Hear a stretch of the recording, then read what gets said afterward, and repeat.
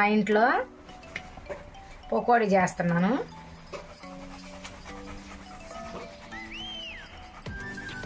శనగపిండి ఏంటంటే జల్లెడ పట్టుకోవాలి, కంపల్సరిగా జల్లెడ పట్టుకోవాలి పిండిని.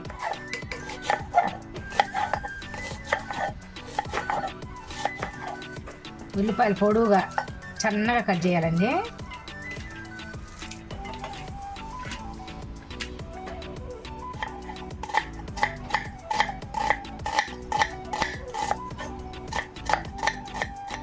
పచ్చిమిరపకాయలు 4 తీసుకున్నాను, సన్నగా కట్ చేసుకోవాలి.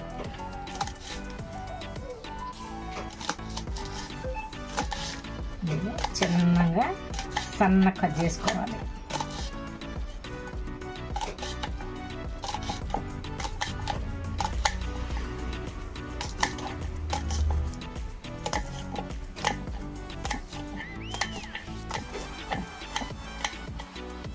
జల్లెడ ఆడిచిన పిండి ఇలా కలుపుకోవాలి. బాగా కలుపుకున్న తర్వాత కట్ చేసినవి దాంట్లోకి వేసుకొని మంచిగా కలుపుకోవాలి.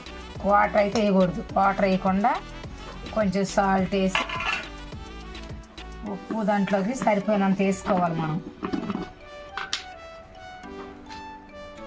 నేనైతే కొంచెమే వేస్తున్నాను, మళ్ళీ చూసేస్తాను.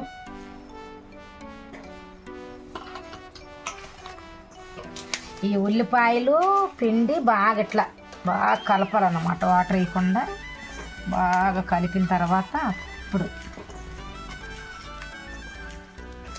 పిండి ఉల్లిపాయలు బాగా ఇట్లా కలపాలి. బాగా కలుపుకున్న తర్వాత కొంచెమే వాటర్ వేసుకోవాలి, ఎక్కువ వేయకూడదు.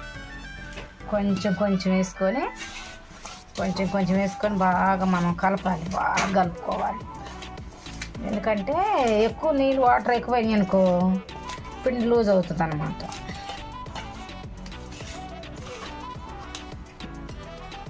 కొంచెం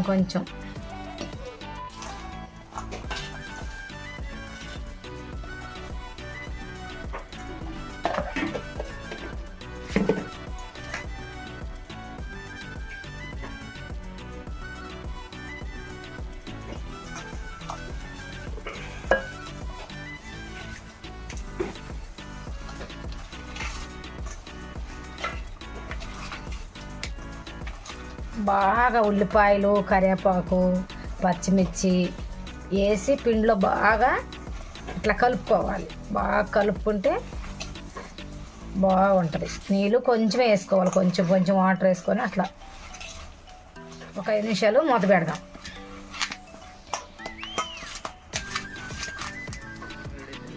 చలికాలం కాబట్టి కొంచెం గడ్డగట్టినట్టుగా ఉంది, కొంచెం వేడి అవ్వగానే మంచిగా అవుతుంది. బాగా నానబెట్టాను కదా, మూత పెట్టిన తర్వాత తీసి మళ్ళీ మంచిగా మనము ఇదిగో కలుపుకోవాలి. ఇందాక పొడిగా ఉంది కదా, మూత పెట్టినాక కొంచెం మెత్తగా వద్దన్నమాట. చూడండి ఎంత మెత్తగా వచ్చింది. ఓకే, మన కాయలు కాగిందేమో చూసుకుందాం. ఇప్పుడు ఆయిల్ వేడైందో లేదో చూద్దాము.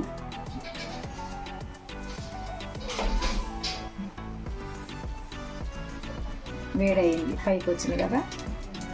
మనం కొంచెం తీసుకొని ఇట్లా చిన్నగా వదలాలి. ఎక్కువ వదిలితే ముద్దలుగా పడిద్ది. ముద్దలుగా పడితే ఉడకదు అది. ఇట్లా చిన్నగా వేయాలి. ఇలా కొంచెమే తీసుకొని ఇలా అంతా ఒకసారి వేయకూడదు, 2 సార్లు 3 సార్లు వేసుకోవాలి. మనం ఒకసారి కలుపుకోవాలి.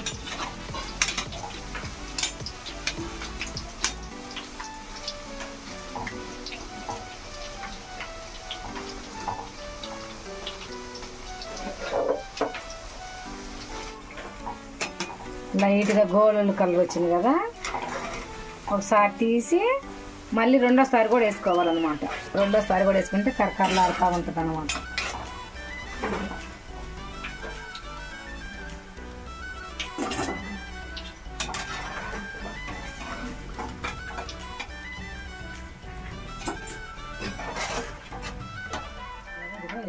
కొంచెం తీసుకొని ఇట్లా కొంచెం పల్సగా వేయాలన్నమాట.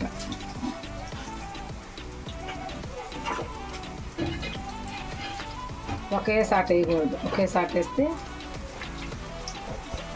ముద్దలుగా అతుక్కుంటాయి అన్నమాట. ఒక్కసారి వేస్తే దూరంగా అట్లా సార్ మనం 3 సార్లుగా వేద్దాం.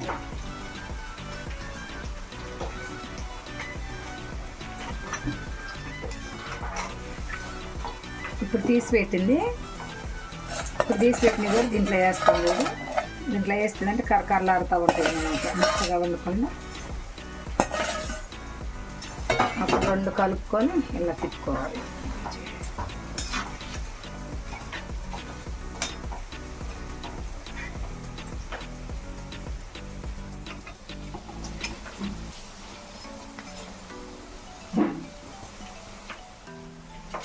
ఇప్పుడు బాగా ఎర్రగా వచ్చినాయి కదా, ఎర్రగా వచ్చినాయి చూడు.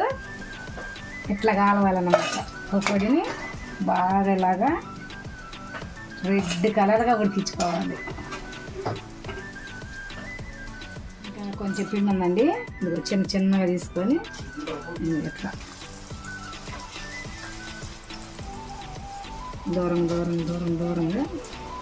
తీసుకోవాలి. అయితే అతుక్కుంటాం అన్నమాట. అతుక్కొని మధ్యలో కొట్టి ఉడకదు లోపల. కరకరలాడాలంటే దూరంగా వేసుకోవాలి.